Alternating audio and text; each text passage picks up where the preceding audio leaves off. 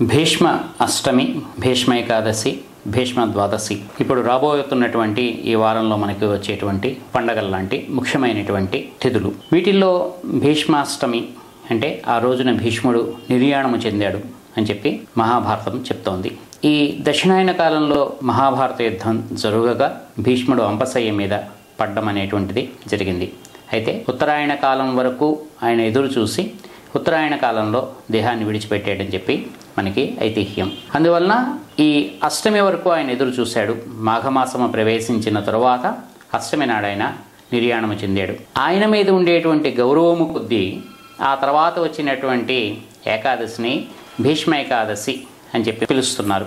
అంచేత భీష్మాష్టమి, ఆ తర్వాత వచ్చేటువంటి ఏకాదశి భీష్మ ఏకాదశి, తర్వాత వచ్చేటువంటి ద్వాదశి కూడా భీష్ముడి పేరు మీదుగానే భీష్మ ద్వాదశి అని కూడా పిలువబడుతోంది.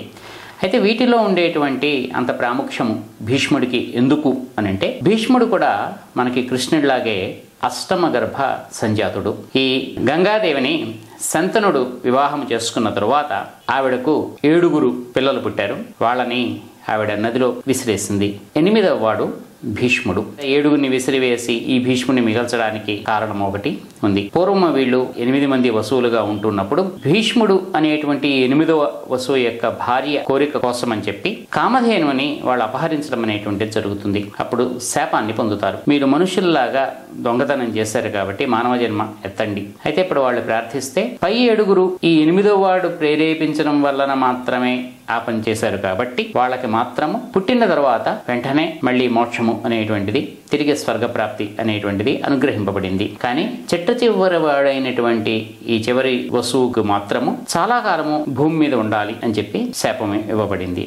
ఆ చిట్ట చివరి వసువే మనకి భీష్ముడుగా జన్మించాడు. అందుకని మొదటి 7 నదిలో విసిరేస్తుంటే అడ్డు చెప్పనటువంటి శంతనుడు 8వ వాడైనటువంటి భీష్ముడిని విసిరివేస్తుంటే మాత్రము ఆయన అడ్డు చెప్పడము, అప్పుడు గంగ తనతోటి తీసుకువెళ్లి అతన్ని పెంచి తిరిగి విద్యాబుద్ధులన్నీ నేర్పిన తర్వాత యువకుడైన తర్వాత ఆయనకు తీసుకొచ్చి అప్పగించడము అనేటువంటిది జరిగింది. ఆయనకు దేవవ్రతుడు అనేటువంటి పేరు కూడా ఉంది. మనకి మహాభారతంలో అష్టమ గర్భ సంజాతులు 2 ఉన్నారు. ఒకడు కృష్ణుడు, ఇంకొకళ్ళు భీష్ముడు. ఇద్దరూ కూడా అష్టమ గర్భంలో జన్మించారు. అష్టమ గర్భంలో జన్మించడము అనేటువంటిది, అష్టమి నాడు జన్మించడం అనేటువంటిది అష్టమి కష్టములు అని చెప్పి చెప్తారు.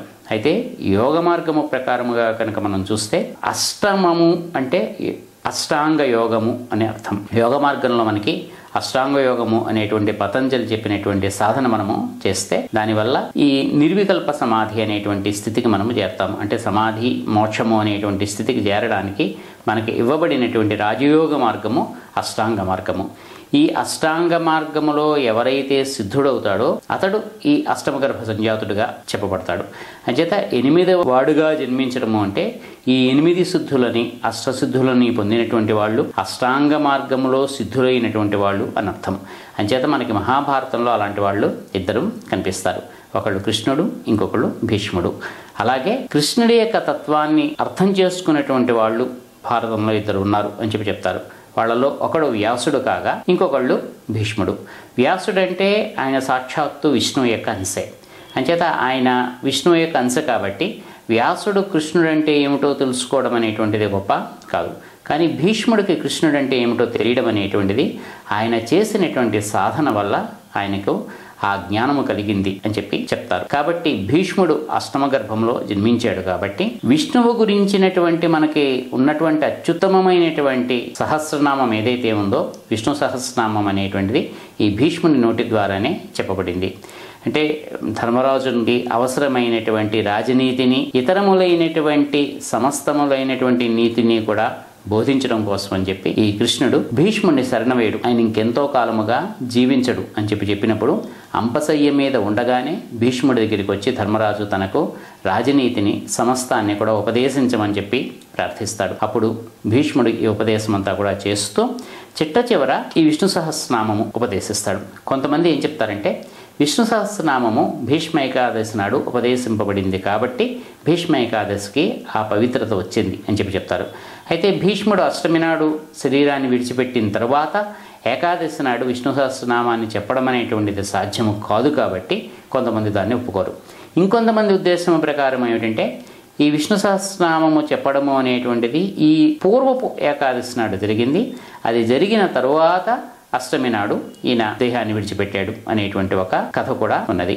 ఏదైనప్పటికీ కూడా భీష్మ అష్టమి, భీష్మ ఏకాదశి ఈ రెండు కూడా భీష్ముని మనం తలుచుకోవడం కోసము ఇవ్వబడినటువంటి పర్వదినాలు. ఇందులో భీష్మ అష్టమి నాడు ఉపవాసం ఉండి ఆ రోజు తర్పణము ఇస్తారు. ఈ పితృదేవతలకందరికీ కూడా తర్పణం ఇస్తూ, ముఖ్యముగా భీష్మ తర్పణము అని చెప్పి భీష్ముడికి కూడా, ఎందుకంటే ఆయన అందరికీ కూడా పితామహుడే, మనందరికీ కూడా ఆయన తాతగారి కింద లెక్క. అంచేత ఆయనకి తర్పణం ఇస్తే మన పితృదేవతలందరికీ కూడా తర్పణం ఇచ్చినట్టుగా కూడా లెక్క. అందుకని కొంతమంది తెలియనటువంటి వాళ్ళు, వాళ్ళ పూర్వీకులు ఎప్పుడు మరణించారు ఇటువంటివి తెలియకపోతే వాళ్ళందరి బదులుగాను కూడా భీష్ముడికి కనుక తర్పణం ఇస్తే సరిపోతుంది అని చెప్పి భీష్మ అష్టమి నాడు తర్పణాలు ఇస్తారు. అలాగే భీష్మ ఏకాదశి నాడు కూడా తర్పణాలు ఇవ్వడం అనేటువంటిది చేస్తారు. ఈ 2 రోజుల్లోనూ కూడా ఉపవాసములు ఉండడం అనేటువంటిది, విష్ణు సహస్రనామాన్ని పఠించడం అనేటువంటిది చాలా మంచిది. దానివల్ల భీష్ముడు ఏ స్థాయిలో ఉండి మనకి విష్ణు సహస్రనామాన్ని బోధించాడో ఆ స్థాయిలో మనం దాన్ని అర్థం చేసుకోవడం అనేటువంటిది జరుగుతుంది. లేకపోతే విష్ణు సహస్రనామము అనేటువంటిది ఏదో ఒక 1000 పేర్లు మనకు అష్టోత్తరంలాగే సహస్రంలాగే అని అనిపిస్తుంది, కానీ అది అలాంటిది కాదు. ఎందుకంటే శంకర భగవత్పాదులు లాంటి వాళ్ళు విష్ణు సహస్రనామము మొదలైనటువంటి వాటికి ప్రత్యేకముగా ఆయన కొంత వ్యాఖ్యానం రాయడం అనేటువంటిది జరిగింది. అంచేత విష్ణు సహస్రనామానికి ఉన్నటువంటి ప్రాముఖ్యం ఏమిటంటే, కృష్ణుని యొక్క సమక్షములో, అంటే సాక్షాత్తు శ్రీమన్నారాయణుని యొక్క సమక్షములో ఆయన్ని యొక్క పరమభక్తుడైనటువంటి భీష్ముడు ఆయనకి ఎదురుగా ఉండి ఆయన పేర్లన్నింటినీ కూడా చెప్పడం అనేటువంటిది జరిగింది. అంచేత ఈ విష్ణు సహస్రనామానికి ఉన్నటువంటి ప్రాముఖ్యం అటువంటిది, భీష్ముడికి ఉన్నటువంటి ప్రాముఖ్యం అటువంటిది.